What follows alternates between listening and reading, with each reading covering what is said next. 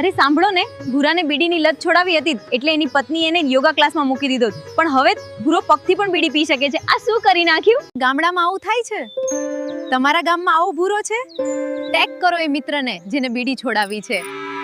પણ હવે કેટલાક લોકોને એટલા જોરથી અવાજ કરતા કરતા બ્રશ કરે ને કે લાગે દાંત નહીં ગટર સાફ કરતા હોય.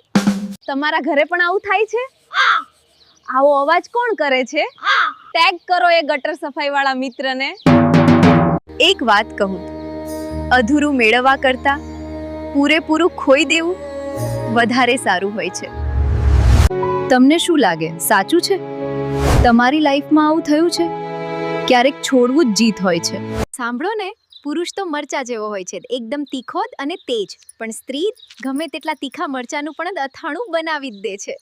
સ્ત્રી સામે કોણ ટકી શકે? તમને શું લાગે, સાચું છે? ટેગ કરો એ મરચા જેવો મિત્ર.